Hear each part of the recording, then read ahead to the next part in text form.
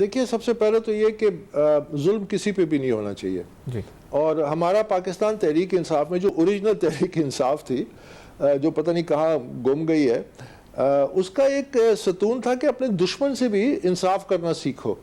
یہ تو الگ بات ہے، اور یہ عمران خان بار بار ہم آپس میں یہ کہتے تھے، یہ الگ بات ہے کہ وہ نہ اپنے دوست سے انصاف کر سکا، نہ اپنے عزیز سے انصاف کر سکا، نہ اپنے عہد سے انصاف کر سکا، نہ اپنے ملک سے انصاف کر سکا، نہ اس ملک کے آئین اور قانون سے انصاف کر سکا. یہ تو ایک الگ کہانی ہے جو ہم بار بار اب آپ کے سامنے ڈسکس بھی کرتے رہتے ہیں. تو انصاف سب کے ساتھ ہونا چاہیے. لیکن میں پھر اسی بات پہ آتا ہوں کہ اگر کوئی ظالم ظلم کرتا ہے اور اس کا ظلم ثابت ہو جاتا ہے تو ظالم اسی ظلم کا مستحق ہے.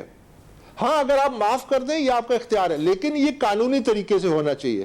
تو جو مظالم عمران خان کے دور میں ہوئے، مثلا مجھ پہ 3 کیسز بنائے گئے. میرے گھر کے باہر فائرنگ ہوتی تھی، میرے گیٹ سے لوگ ٹکراتے تھے، مجھے قتل سے دھمکیاں دی گئیں، اور مجھے جو اس کیس میں جس طرح 8 سال سے مجھے دوڑایا گیا کہ کبھی ادھر بھاگ رہے ہیں، کبھی ادھر بھاگ رہے ہیں، کبھی ادھر ریٹ پٹیشن کر رہے ہیں، اور جو باقی سیاسی مخالفین سے جو ظلم ہوا، تو ابھی تو اس کا حساب دینا باقی ہے نا. سب سے پہلے تو وہ جنہوں نے یہ ظلم کیا، جو ظالم تھے، کیوں میں یہ کہہ رہا ہوں، انتقام کی وجہ سے نہیں کہہ رہا.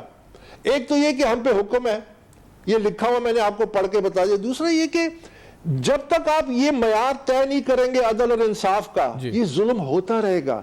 ہمارے صحافیوں کے ساتھ یہ ظلم ہوتا رہے گا، سیاسی مخالفین کے ساتھ یہ ظلم ہوتا رہے گا. اقتدار کی روش میں جب اقتدار ان کو ملتا ہے، یہ قانون سے اپنے آپ کو بالا تر سمجھتے ہیں. پرائم منسٹر کی سیکریٹریٹ میں اکارڈنگ ٹو بشیر میمن صاحب جو DG FIA تھے، کنسپریسی تیار ہو رہی تھی. ابھی آپ نے ایک اور مجھے وہ دے دیا کہ ابھی تک اس حوالے سے انکوائری اور کیس کیوں نہیں بنا.